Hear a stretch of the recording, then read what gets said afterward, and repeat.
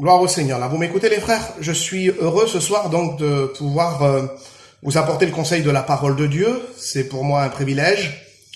J'ai l'habitude de le dire, il y a plein de façons de se réunir. Et nous avons choisi ce soir de nous réunir autour de la parole. Donc ce soir encore, le Seigneur est celui qui va être encore à la hauteur. Si nous, on n'est pas à la hauteur, laissez-moi vous dire que Jésus est toujours à la hauteur pour bénir. Si l'homme fait des efforts pour prier, si l'homme fait des efforts pour venir à la réunion, pour méditer, pour lire, Jésus ne fait pas d'efforts pour bénir. C'est dans sa nature. La nature de Jésus, c'est de faire le bien. La nature de Jésus, c'est d'aimer, c'est de sauver, c'est de pardonner tous ceux et celles qui ont besoin de lui. Et si dans cette soirée, il y aurait des personnes qui ressentiraient ce besoin d'être aimées ou ce besoin d'être sauvées, eh bien, laissez-moi vous dire que vous êtes au bon endroit et au bon moment pour recevoir un mot du Seigneur. Je voudrais remercier mes frères qui nous permettent de pouvoir donc annoncer le conseil de la parole sur les réseaux sociaux. Dans ces moments de confinement, nous n'avons pas le privilège de nous réunir dans nos églises parce que nos églises sont fermées. Mais laissez-moi vous dire que l'église corps du Christ est toujours ouverte. Et encore ce soir, nous avons le moyen de nous réunir dans la bonne présence du Seigneur. J'aimerais ce soir vous parler d'un sujet qui m'a interpellé. Depuis quelques semaines maintenant, j'apporte quelques petits messages à droite et à gauche sur les réseaux sociaux et ça fait plusieurs messages que je prêche et je rends gloire à Dieu parce que même dans le confinement, on est très utile et on a du résultat dans nos ministères. Et donc, je voudrais vous apporter un petit mot de la part du Seigneur. Donc, on va faire deux petites lectures et on va voir ensemble pour faire, si vous voulez, un petit peu de tri dans notre garde-robe spirituelle. Parce que nous avons besoin de faire quelquefois du tri. Il y a des vêtements que l'on peut pas garder tout le temps. Il y a des vêtements qu'il faut changer, des vêtements qui s'usent, des vêtements qui ne correspondent plus. Parce qu'il y a des vêtements que l'on mettait autrefois quand on était jeune et puis qu'aujourd'hui on ne peut plus mettre. Alors il faut faire le tri parce qu'il y a bien souvent des vêtements qu'on garde parce qu'on s'y est attaché. Ils ont une valeur sentimentale. Alors c'est souvent les costumes de mariage, les robes de mariée ou les robes de baptême, de présentation d'enfants que l'on garde parce que ça a une valeur sentimentale pour nous. Mais laissez-moi vous dire qu'il y a aussi dans notre garde-robe spirituelle des vêtements qu'il faudra enlever et qu'il faudra se séparer parce qu'ils ne correspondent plus à la sainteté de Dieu. Alors bien sûr, vous avez bien compris, ce soir, je ne vais pas vous parler de tenues vestimentaires que nos sœurs doivent porter ou que nos chrétiens doivent porter. Nous sommes arrivés à ce stade où nous savons nous vêtir correctement pour être présentables dans nos réunions et dans nos assemblées. Que Dieu vous bénisse. Alors donc, je voudrais faire la première lecture qui se trouve dans première épître aux Éphésiens, chapitre 4 et verset 17. On va faire ensemble une petite lecture et après on va faire une deuxième lecture en Colossiens chapitre 3 et verset 9. Je fais la lecture pour vous. Éphésiens chapitre 4 verset 17. Voici donc ce que je dis, c'est ce que je vous déclare dans le Seigneur, c'est que vous ne devez plus marcher comme les païens qui marchent selon la vanité de leurs pensées. Ils ont l'intelligence obscurcie, ils sont étrangers à la vie de Dieu à cause de l'ignorance qui est en eux et à cause de l'endurcissement de leur cœur. Ayant perdu tout sentiment, ils se sont livrés au dérèglement pour commettre toute espèce d'impureté jointe à la cupidité. Verset 20. Mais vous les chrétiens, vous l'église, corps du Christ, vous les enfants de Dieu régénérés, ceux qui ont accepté Jésus dans votre vie, mais vous, ce n'est pas ainsi que vous avez appris Christ. Si du moins vous l'avez entendu, et si conformément à la vérité qui est en Jésus-Christ, vous avez été instruits à vous dépouiller. Et c'est ce mot qui m'a interpellé. Le mot dépouiller.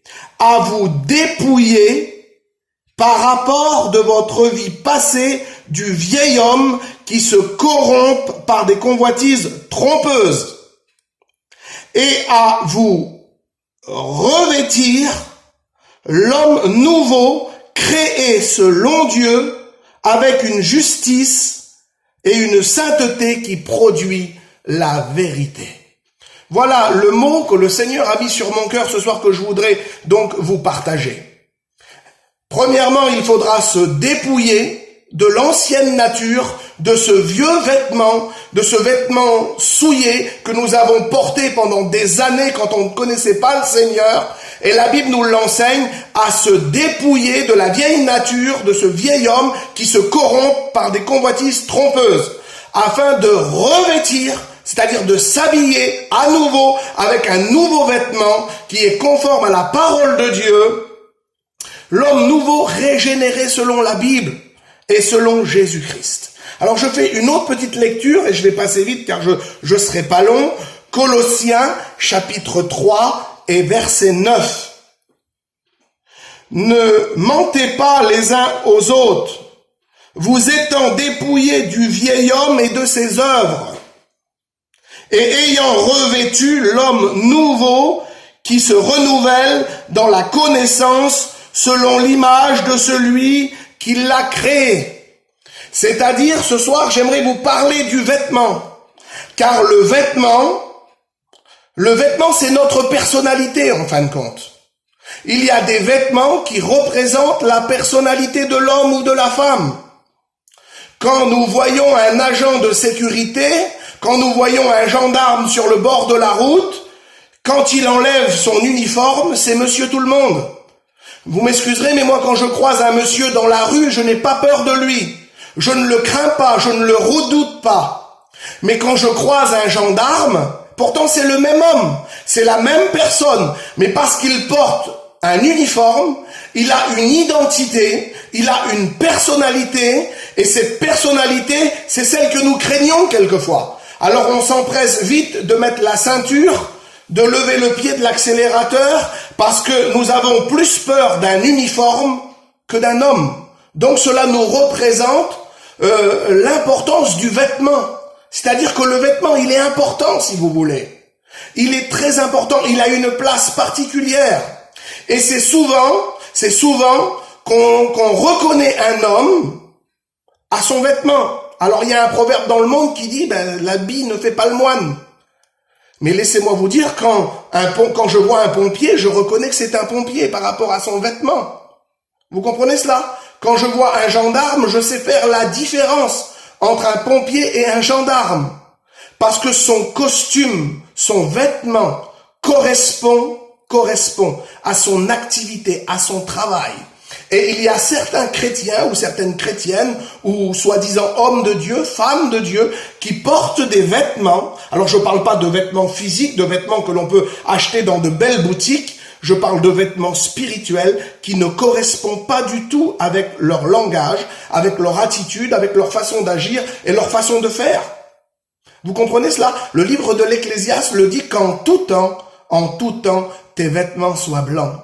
Alors il y a bien sûr dans notre garde-robe spirituelle des vêtements que l'on garde, des vêtements que l'on met régulièrement parce qu'on a l'habitude de les porter, parce qu'on les aime, parce qu'on se sent bien à l'aise dans ces vêtements. J'ai un ami, quelqu'un de la famille, pour pas citer de nom, quand il travaillait il y a quelque temps de cela, il avait un vêtement fétiche. Et il mettait son petit gilet, et quand il mettait son gilet, il travaillait. Et puis un jour, on est parti au travail, on est parti chiner, et il a dit, je retourne parce que j'ai pas pris mon gilet, je vais rien faire.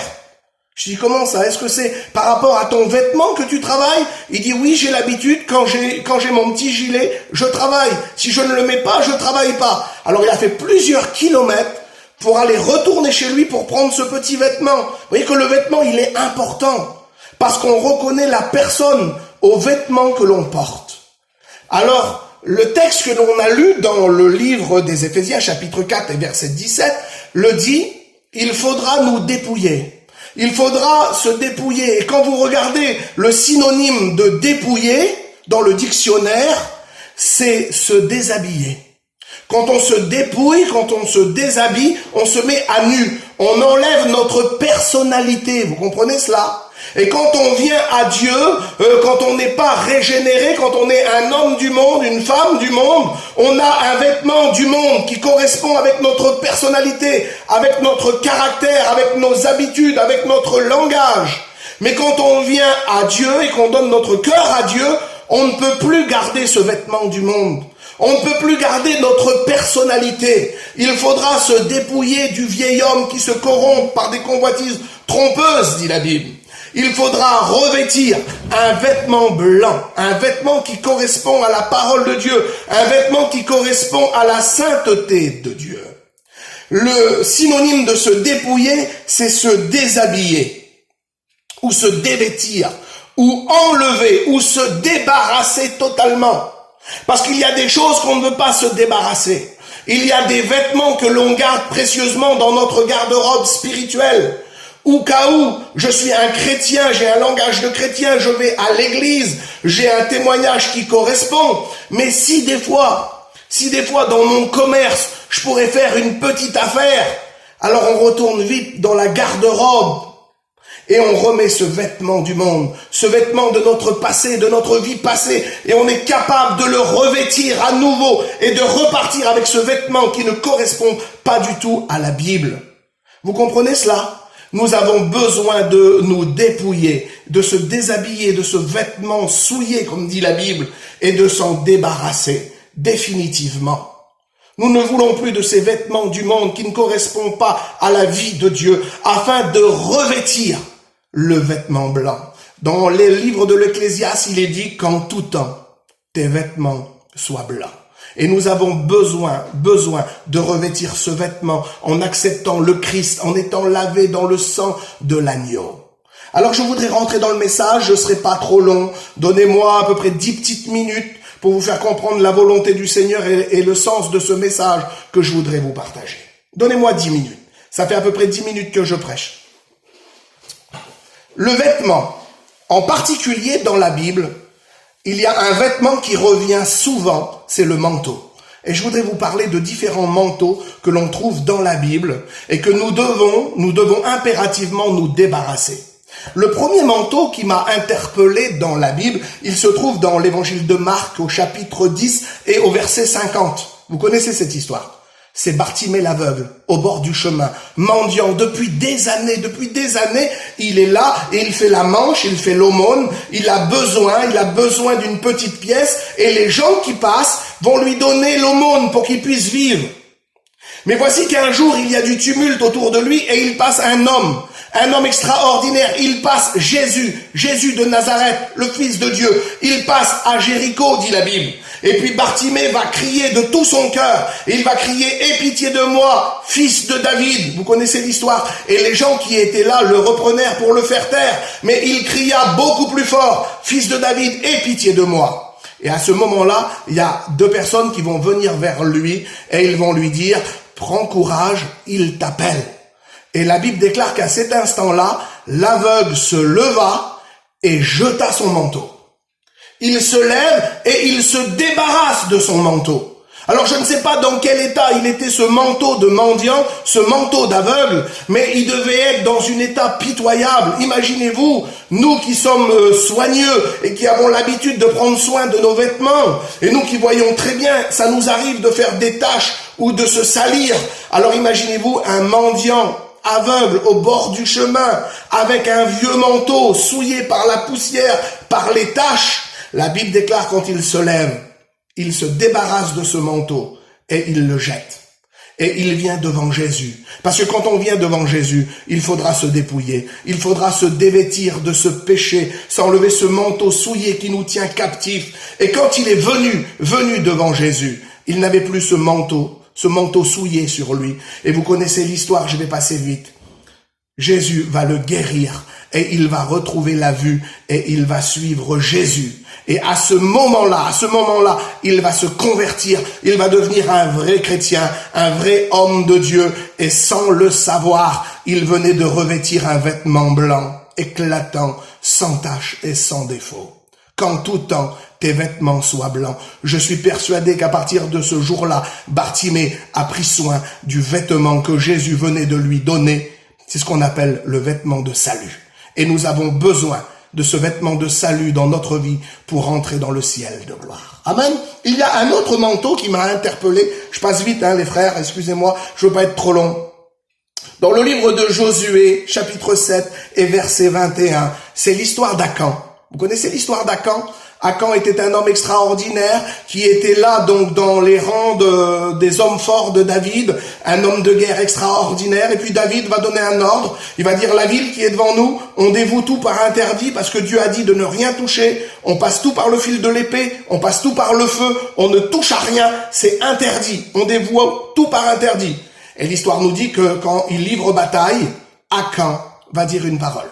Il va dire, j'ai vu dans le butin un lingot d'or, 200 cycles d'argent et un manteau de chinéar. Il va dire, je les ai pris et je les ai mis dans ma tente. Dieu avait interdit de toucher. Dieu avait interdit de toucher à l'or, aux richesses, aux vêtements, au bétail, à tout. Tout devait être détruit et passé par le fil de l'épée parce que c'était une ville impure contre l'Éternel et Dieu avait donné l'ordre de tout détruire. Mais voici que Akan a convoité. J'ai appelé ce manteau le manteau de la convoitise. Et la convoitise va amener Akan, écoutez bien, à une mort certaine. Pourquoi? Parce qu'il a convoité dans le butin, dans le trésor, quelque chose qui ne lui était pas permis. Il y a des vêtements spirituels qu'on ne peut pas porter, qu'on ne peut pas garder dans notre garde-robe. Il y a le vêtement du péché qu'on a vu avec Bartimée qu'il faudra se débarrasser impérativement, qu'il ne faut pas garder dans notre garde-robe. Interdiction, c'est anti-biblique, anti. Vous comprenez cela? Il ne faut pas garder ses vêtements. Et le manteau de la convoitise a amené Akan à une mort certaine. J'ai vu dans le butin de l'or, de l'argent et un manteau de chinéar. C'était un manteau de grand prix. Akan a dû se dire, quand je porterai ce manteau, les gens me regarderont. Quand je porterai ce manteau, je serai le plus beau, je serai le plus fort, je serai remarqué des gens. Il y a beaucoup d'hommes et de femmes qui veulent être remarqués, être vus des gens. Et ils portent certains vêtements qui ne correspondent pas. Ne portons jamais le manteau de la convoitise. Il nous apportera une mort certaine. Vous comprenez cela? Il y a un autre manteau que l'on trouve dans le livre de la Genèse, chapitre 37 et verset 3. Ce manteau était remarquable. Il était d'une beauté extraordinaire. C'était un jeune fils extraordinaire avec des dons, un homme de Dieu. C'était Joseph. Joseph, connaissez Joseph? L'homme de Dieu, l'homme qui dit les songes, qui révèle les visions, un homme extraordinaire. La Bible déclare que sa mère va lui faire un manteau de plusieurs couleurs. Un manteau extraordinaire. Ce manteau, tellement il était beau, ses frères en étaient jaloux. Je l'ai appelé le manteau de la jalousie. Et il y a combien d'hommes et de femmes, de chrétiens dans nos églises, dans nos assemblées, dans nos familles, qui se revêtent de ce manteau. Il est beau, il a des couleurs extraordinaires. Il était filé, brodé avec des fils d'or. Ce manteau était remarquable. Il y a des manteaux extraordinaires dans ce monde, qui sont beaux, qui ont de grandes valeurs, qui ont de grands prix, mais qui vont faire des jaloux autour de nous, qui vont faire des jaloux, le manteau de la jalousie. Ne jamais porter ce manteau sur nos épaules, car ça va nous apporter des problèmes, ça va nous apporter des difficultés. Vous connaissez l'histoire à cause de ce manteau, et non pas simplement à cause de ce manteau, mais à cause de la jalousie des frères de Joseph. Ils vont déchirer sa tunique. Ils vont le jeter dans une citerne, il va être vendu comme esclave et partir en Égypte pendant plusieurs années sous l'esclavage d'un roi tyran en Égypte. Vous connaissez? Après, l'Éternel va le rétablir, il va faire de lui un homme extraordinaire et il va devenir le moyen de bénédiction pour le peuple d'Israël. Mais néanmoins, ce manteau a été un sujet de jalousie. C'est pour ça que je l'ai appelé le manteau de la jalousie. Vous avez bien compris que dans notre garde-robe, il faudra se débarrasser de certains manteaux qu'on ne peut pas garder en tant que chrétien. Le manteau du péché, on n'a pas le droit de le garder. Le manteau de la convoitise avec Akan, vous n'avez pas le droit de le porter. Vous n'avez pas le droit de le garder dans votre garde-robe. Il faudra faire le tri. Le manteau de la jalousie, il faudra l'enlever aussi. Mais j'aimerais vous dire qu'il y a d'autres manteaux qu'il faudra garder précieusement dans notre garde-robe. Et je vais passer vite, il me reste 1, 2, 3, 4 petits manteaux vite fait. Donnez-moi encore 5 petites minutes et je vous laisse tranquille de la part du Seigneur. Il y a un manteau extraordinaire que vous devez avoir impérativement dans votre garde-robe. Deuxième livre des Rois, chapitre 2, verset 14. C'est le manteau d'Élie. Ah, celui-là, il le faut. Il le faut impérativement. Je l'ai appelé le manteau de la bénédiction. C'est le manteau de la puissance. Vous connaissez l'histoire d'Élisée, son serviteur? Il l'a formé, il l'a éduqué, ça a été un peu son étudiant. Et quand il arrive à un moment donné de sa vie, Élie doit partir. C'est la loi de Dieu, c'est le choix de Dieu. Élie doit partir au ciel et il doit quitter son étudiant. Et son étudiant lui demande quelque chose de difficile, quelque chose d'extraordinaire. Il va lui demander une double puissance, une double bénédiction venant de sa part. Et l'histoire nous dit quand Élie est parti là dans le ciel, il a laissé tomber son manteau. Et Élisée a pris ce manteau, le manteau de la bénédiction, le manteau de la puissance. Et vous connaissez l'histoire, il va prendre ce manteau, il va frapper les eaux du Jourdain, le Jourdain va s'ouvrir et il va devenir un des grands prophètes. Un des grands prophète Élisée, par rapport à la bénédiction d'Élie qu'il a reçue. La Bible déclare qu'il a fait le double en miracle et en bénédiction que Élie a accompli. Donc Élisée, c'est le manteau de la bénédiction, le manteau de la puissance. J'aimerais que tous nos frères et nos sœurs et nos chrétiens aient ce manteau dans leur garde-robe. Car à un moment donné dans votre vie, vous aurez besoin de bénédiction. Vous aurez besoin de puissance devant l'adversité, devant le problème, devant la difficulté, devant le confinement qui est très long, devant la séparation avec nos familles. Nous avons besoin de se revêtir de ce manteau de puissance. Gardons ce manteau précieusement dans notre garde-robe. Si un jour nous avons besoin, quand l'ennemi se présente à nous, je vais vite dans ma garde-robe, je mets ce manteau d'Élie sur mes épaules et je peux affronter l'ennemi de mon âme. Car il est écrit dans la Bible, si on lui résiste avec une foi ferme, il s'enfuira loin de nous. Mais pour cela, il faudra revêtir le manteau de la puissance d'Élie afin d'être victorieux. Alléluia! 1 Samuel 18, verset 4. C'est le manteau de Jonathan. L'histoire nous dit que David et Jonathan vont se lier d'amitié. Et Jonathan va aimer David comme son âme. La Bible déclare qu'il va lui donner son épée. Il va lui donner son arc. Il va lui donner sa ceinture.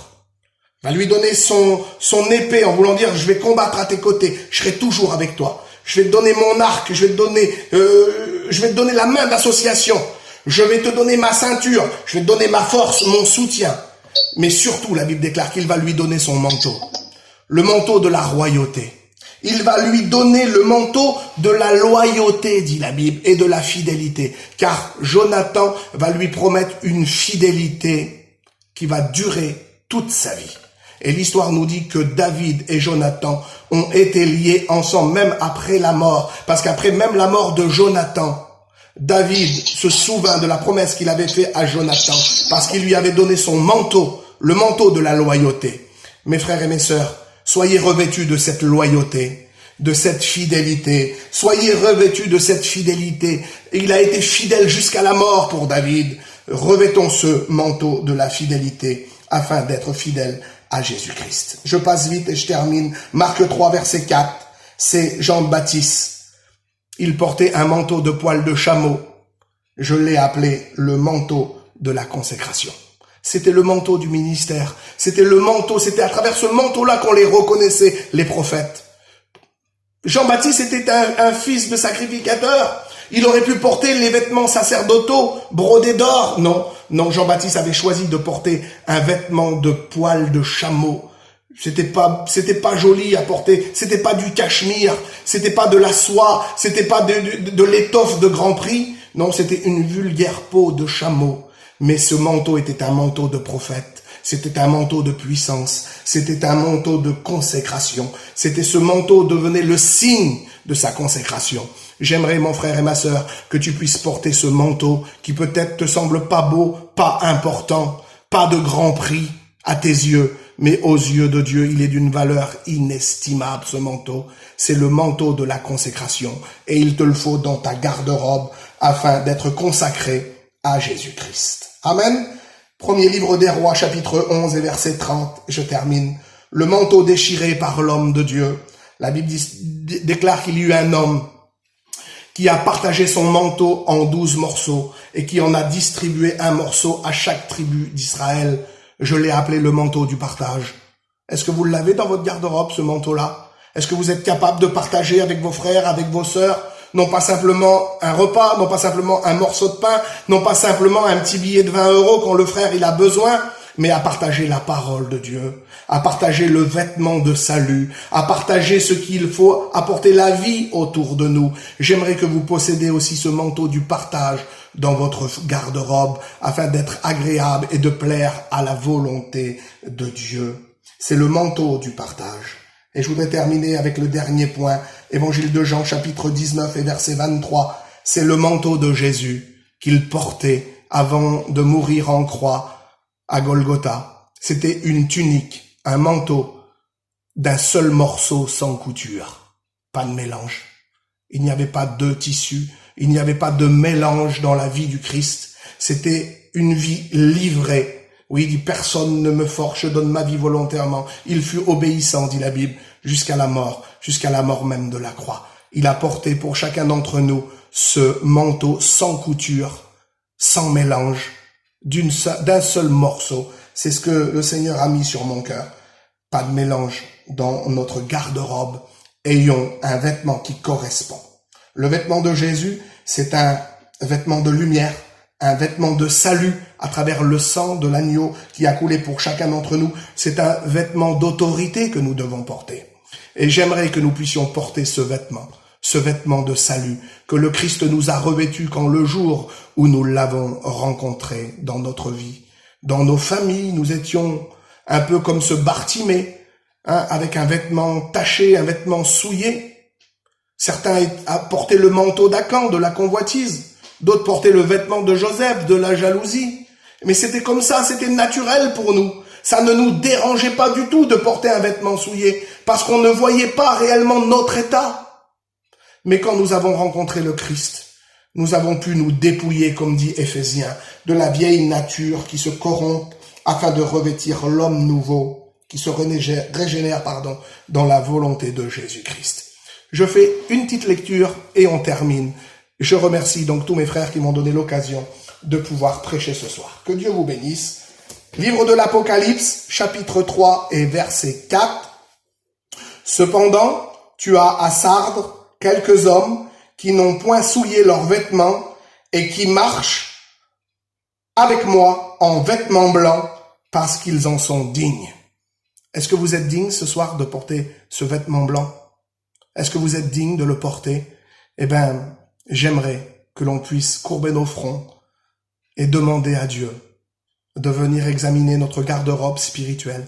Et s'il y aurait des vêtements qui ne correspondent pas dans notre garde-robe. Il y en a plein dans la Bible, on aurait pu en mettre beaucoup plus, mais ça fait déjà 26 minutes que je prêche, et je pense que c'est bien suffisant. Vous avez bien compris qu'il y a d'autres vêtements que j'ai pas besoin d'énumérer, mais qu'il faudra néanmoins faire le tri et se débarrasser impérativement. Il y en a d'autres que je n'ai pas dit qu'il faudra impérativement mettre selon les circonstances, selon les fêtes, selon les invitations. On ne met pas toujours le même vêtement, vous avez vu?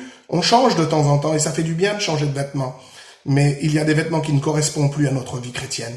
Faisons le tri, demandons à Jésus. Il dit là, tu as encore à Sardes quelques hommes qui marchent avec moi en vêtements blancs parce qu'ils en sont dignes. Est-ce que tu es digne ce soir de porter ce vêtement de salut que le Christ nous a donné à travers sa mort à la croix du Calvaire? Alors que Dieu vous bénisse. On va prier ensemble le Seigneur. Seigneur, nous voulons te louer, te rendre la grâce et te dire merci. Merci pour tous ces vêtements que tu mets à notre portée dans notre garde-robe et que tu nous permets de mettre en fonction des circonstances, en fonction des besoins. Je te demande, Seigneur, surtout qu'il y ait le manteau d'Élie dans ma garde-robe, le manteau de la puissance. Parce que je veux être un homme puissant, avoir un ministère puissant. Je veux aussi avoir le manteau de Jean-Baptiste et d'être consacré. Que mon vêtement soit le signe de ma consécration. Oui, je veux tous ces vêtements, Seigneur, qui ont été énumérés afin de te plaire. Bénis nos frères et nos sœurs de l'Église. Bénis l'Assemblée. Bénis nos frères et nos sœurs qui nous écoutent ce soir. À toi seul revient toute la gloire. Nous te disons merci dans le nom de Jésus. Amen. Que Dieu vous bénisse, mes frères.